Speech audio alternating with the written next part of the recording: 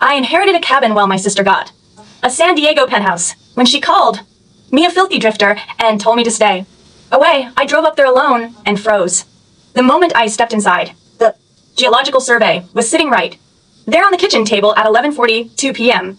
under a kerosene lamp that smelled faintly music of cedar and old smoke, and I remember staring at it with hands that wouldn't quite stop trembling. Not from fear from the specific electric shock of realizing that your entire family, the people who had spent an entire afternoon pitying you, had just made the worst miscalculation of their lives. My sister Devereaux thought she had won. She had walked out of our father's will reading that afternoon with a harbor view penthouse in San Diego worth roughly $4 million and a smug little smile that I wanted to chisel off her face. I had walked out with the keys to a cabin in the blue ridge mountains that she had publicly described in front of our entire extended family as a place fit for a filthy drifter. She wasn't entirely wrong about the drifter part. 12 years in the army will do that to a man, but she had made one critical error in judgment, one she had been making her entire life. She had underestimated me, and the survey on that table prepared by Halloran Geological Associates of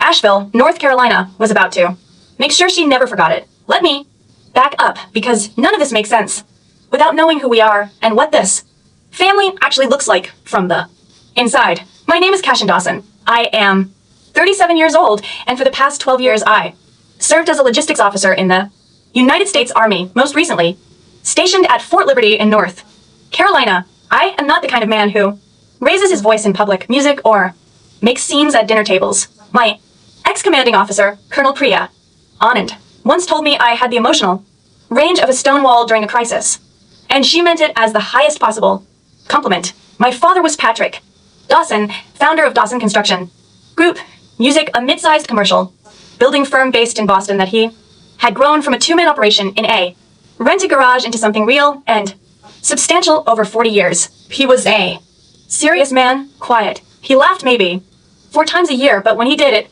reached his eyes. He died of a pulmonary embolism in early May, which is the medical establishment's way of saying a blood clot found its way somewhere it absolutely should not have been, and that was that. 68 years old, no warning. 3 weeks of hospital vigil, and then a Tuesday morning phone call I took, standing in a parking lot behind a commissary in full uniform. My sister, Devereaux, is 32 and has never held a job for longer than 14 months. This is not cruel speculation. It is a fact she has announced with pride on multiple occasions, framing it as evidence of her refusal to be confined. She is beautiful in the specific, curated way that requires 2 hours of preparation every morning, and she has 340,000 followers on a lifestyle platform where she documents what she calls elevated living. She's been waiting for my father's money since she was approximately 19 years old. I do not music say that to be vicious. I say it because in the final year of his life, my father said it to me directly over the phone in a voice that sounded more tired than angry. She's circling, he had told me, has been for a while. What are you going to do about it? He paused for a long time. Something she won't expect, he said. I didn't ask him to elaborate. That was the last real conversation we had before the clot. The service was held at St. Edmund's in Back Bay, which is a beautiful church that smells like beeswax and centuries of accumulated guilt. I flew in from Fort Liberty on a Thursday morning wearing my dress uniform because I hadn't had time to pack anything appropriate for a funeral, and also because there's a part of me that refuses to apologize for what I do for a living by hiding the evidence of it. Devereaux arrived with her photographer. I am not being metaphorical. She brought an actual photographer named Sketch, his professional name, I was told, who spent the first 40 minutes of the reception shooting her against various backdrops of tasteful grief. She wore a black dress that cost more than my monthly housing allowance, and she worked the room with the disciplined efficiency of a campaign manager on election night. My mother, Odessa Dawson, sat in the front pew and held my hand during the service, but not during the reception, where she followed Devereaux around the room like a satellite in close orbit. My mother is not a bad woman. She is simply a woman who has spent 35 years choosing the path of least resistance, music, and Devereaux has always been the path of least resistance because fighting her costs more than surrendering to her. I sat in a corner near the window with a cup of weak tea and waited for Marcus Thibodeau to arrive. Marcus was my father's attorney of 30 years, not a Flashy man, he drove a 10-year-old Subaru and kept an office in Brookline that hadn't been redecorated since approximately 2003, but he was meticulous in the specific way that only lawyers who have seen every variety of family catastrophe can be. He arrived at 3:15 p.m. carrying a battered leather briefcase and wearing an expression I can only describe as professionally mournful. We gathered in the formal dining room, myself, Devereux, Odessa, my uncle Rennick Dawson, who had flown in from Portland, two cousins whose names I can never remember, and Marcus. At the head of the table, Devereux sat directly across from me and spent the first 2 minutes arranging herself as though someone were still taking photographs. Marcus cleared his throat and opened the folder. To my daughter, Devereux, I leave the luxury penthouse property at 1480 Harbor Point Drive-In, San Diego, California, along with a 22% minority share in the Dawson Construction Group. Devereux made a sound that was almost inaudible, the small, private exhale, like a woman confirming a suspicion she had already rehearsed. For she didn't smile broadly. She didn't need to. She just settled back into her chair the way you settle into something you've been waiting to sit down in for a very long time. The penthouse alone was worth somewhere north of $4 million. The construction shares paid quarterly dividends. It was, by any reasonable measure, a spectacular inheritance. Marcus turned the page. Music. To my son, Cashin, I leave the family cabin and the surrounding 200 acres of land in Harlan County in the Blue Ridge Mountains of North Carolina. Silence. Not a quiet silence. The specific, charged silence of a room full of people choosing their reactions very carefully. I kept my face neutral. 12 years of briefings in front of generals who were looking for any crack in your composure will train that reflex into your bones permanently. Then Devereux laughed. It wasn't a mean laugh. Exactly. It was worse than music. That it was the laugh of someone who has been given a gift they didn't even ask for. And it came with words. A cabin, she said, loudly enough that even Rennick looked up from the table. That is genuinely perfect. Music, Cashin. That is absolutely perfect for you. She paused for effect. You've been living out of a duffel bag for 12 years. Now, you have an actual duffel bag to live in. Several people found somewhere else to look. You're basically a transient. Anyway, she continued, and her voice had taken on that particular brightness it gets when she music knows she has an audience and feels entirely safe. Dad must have thought so, too. He gave the real estate to the one who actually stayed. No, music offense. She smiled. Full offense. Marcus shifted in his seat. My uncle Rennick cleared his throat. My mother looked at the table with the careful blankness of someone watching a car crash they believe they cannot stop. I said nothing, not because I had nothing to say. I had approximately 400 things to say, cataloged and ready, arranged in order of increasing devastation. But I have learned first from the army, then from just living, that the loudest person in the room is almost never the most dangerous one. I looked at my sister across the table and thought, you have just told me everything I need to know about how this next chapter goes. A filthy drifter in a shack, she added softly, almost to herself, as Marcus began gathering his papers. Honestly, Cashin, at least now, you'll have a real address. I stood up, buttoned my jacket, and shook Marcus's hand. Thank you, I told him. Then I walked out of the dining room, picked up my bag from the hallway, and left the house. Devereux followed me to the sidewalk, which I should have anticipated. She does not believe in letting a performance end without a finale. Don't be resentful, she called after me. Dad knew what he was doing. You were always somewhere else. I was the one who was actually here. I turned around. I want to be honest about what I felt in that moment, because the instinct is to tell you I was cool and controlled and above it all. I was not entirely above it all. There was a flash of something hot and specific behind my sternum. Not rage exactly, but the particular focused anger of a man who has been patient for a very long time, with people who interpret his patience as weakness. You weren't here for him, I said. You were here for this. There's a difference, and he knew the difference. Her face changed. The performance dropped for just a second. A flicker of something real beneath it that looked almost like fear. Then it closed back over. Enjoy your shack, she said. I got in my car. My mother came to my apartment the next morning without calling first, which is a specific kind of ambush that I have been navigating since childhood. She was dressed as though she were going to a committee lunch, curls and all, which is how I knew she was anxious. Odessa Dawson puts on armor when she feels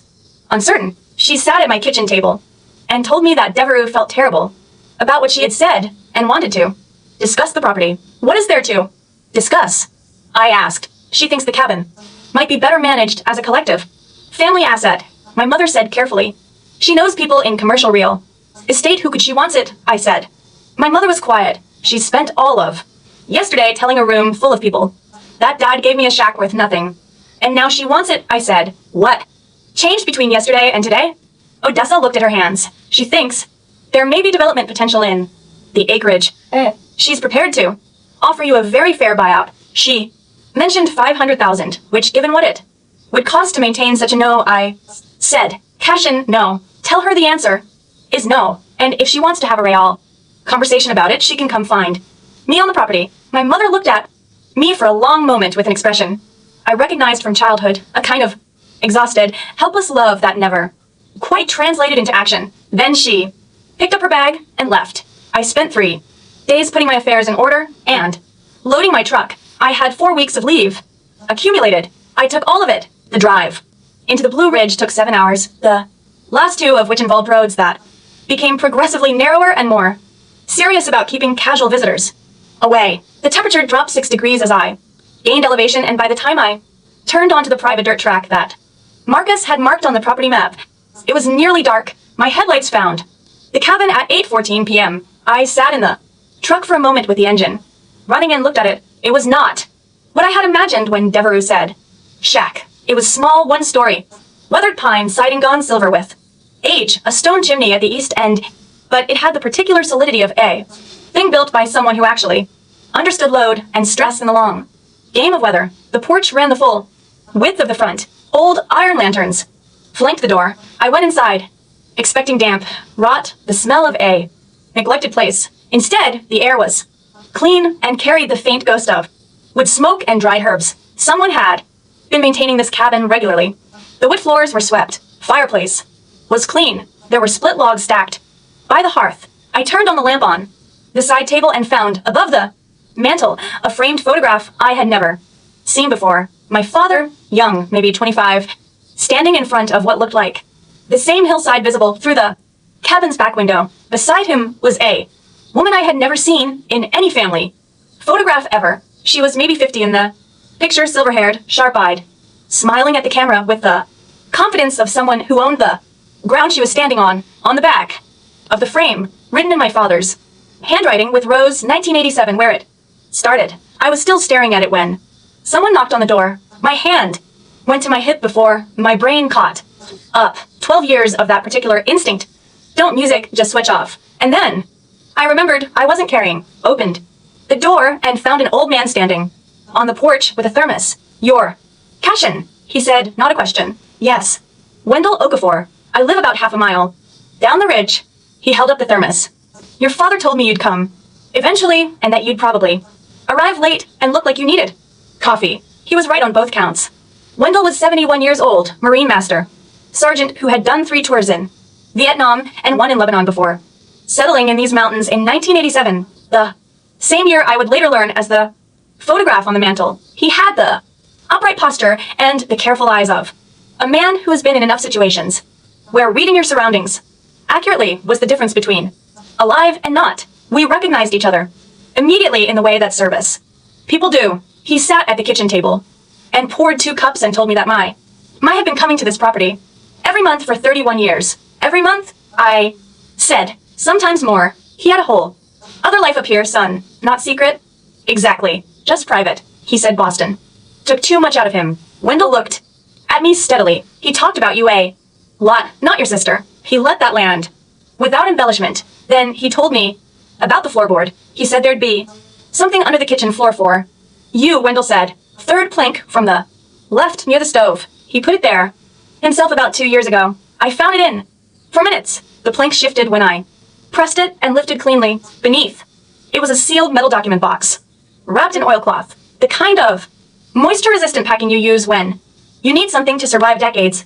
If necessary, I carried it to the table and opened it. Inside, a letter in my father's handwriting, 6 pages long, a stack of property documents, 3 photographs I had never seen, a trust amendment dated 14 months ago, And at the bottom of the stack, wrapped in its own sleeve, a geological survey document, bearing the seal of Halloran Geological Associates, Asheville, North Carolina, commissioned privately and completed 18 months before my father's death. I unfolded the survey. I read it. I set it down. I picked it up and read it again. The 200 acres were sitting on top of confirmed deposits of lithium, spodumene, and high-purity industrial quartz, the specific materials that are currently in critical level global demand for battery manufacturing and semiconductor production. The estimated extractable value of the mineral rights, even under conservative modeling, was between $60 and $90 million.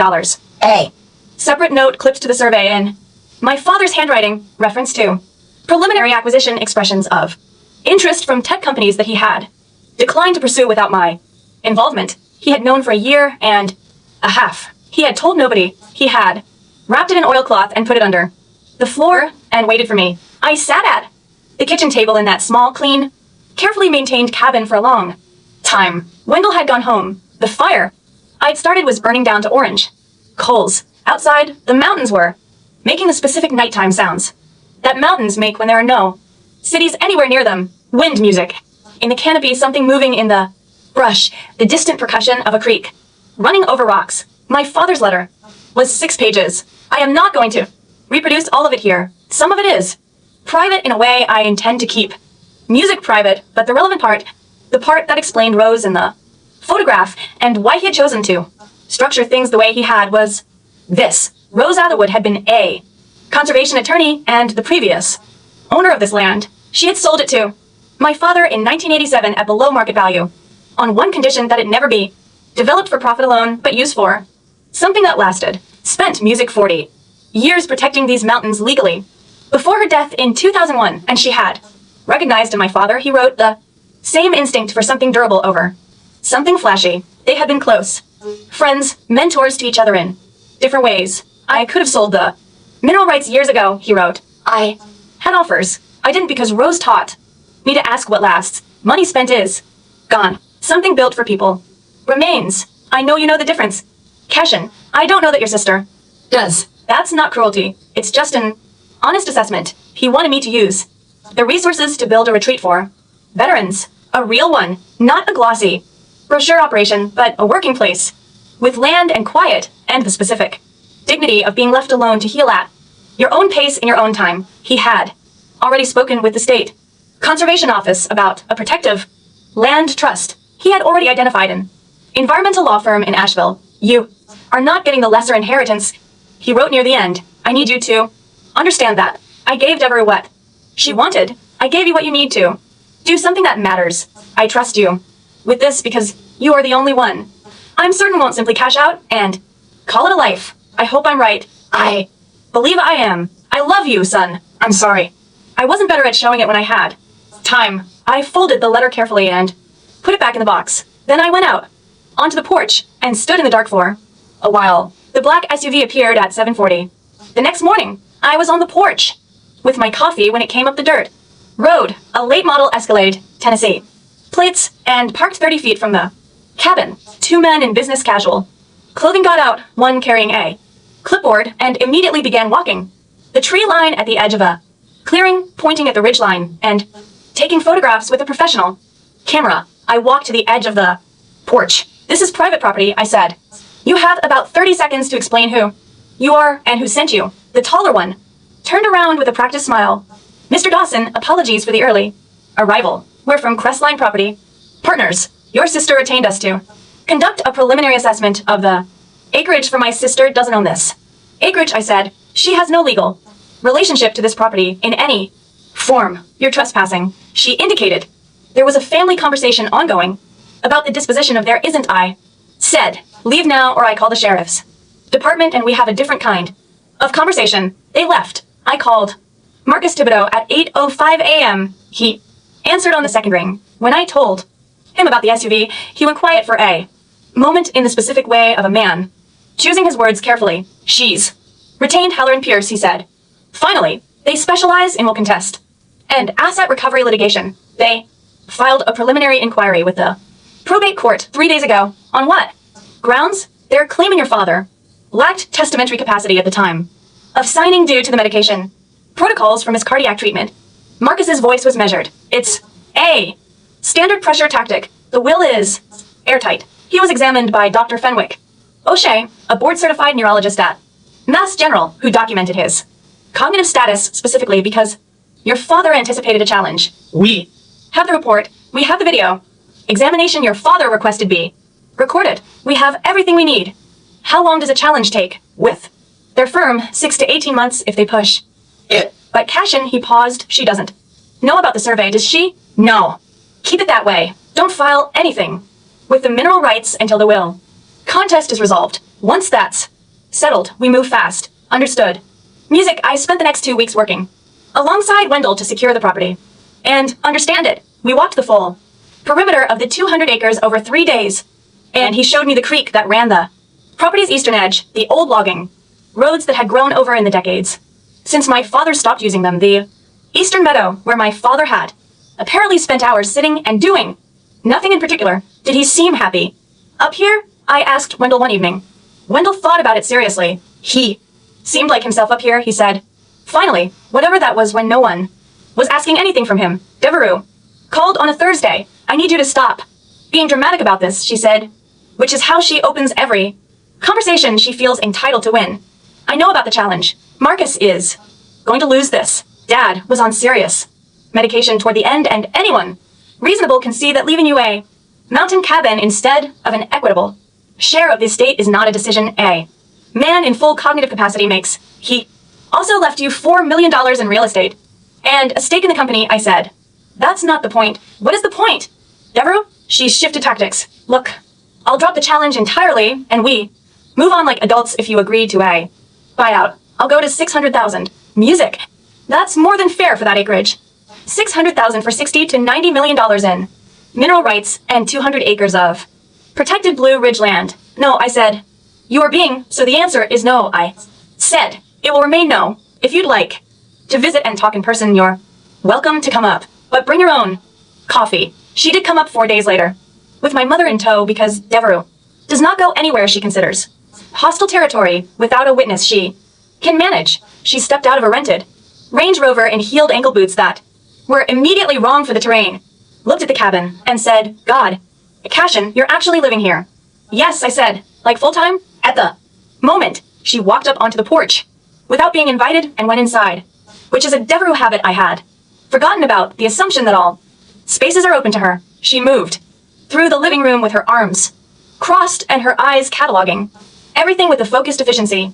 Music of someone running an appraisal. She noticed the pulled-up floorboard. Immediately, I had covered it with a piece of rug, but not quite adequately. What's under there? She asked. Nothing.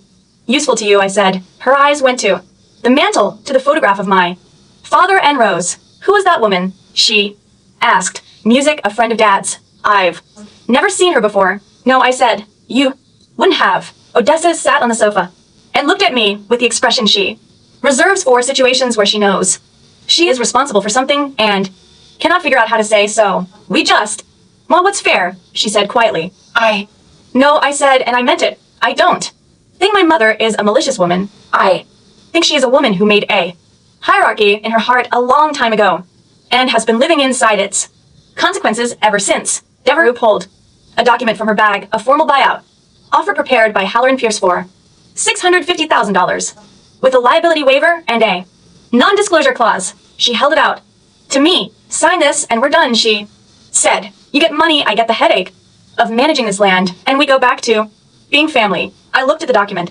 I looked at my sister. We were never quite family in the way you're describing, I said, but thank you for driving up. She left the document on the kitchen table. I left it there while I walked them to the car. As they were backing out, Devereux rolled down the window. You're going to regret this when the challenge wins and you get nothing, she said. I raised my coffee mug. Dr. Fenwick O'Say's testimony was the ballgame. He was a board-certified neurologist with 22 years at Mass General and had examined my father at my father's specific and documented request 8 months before his death.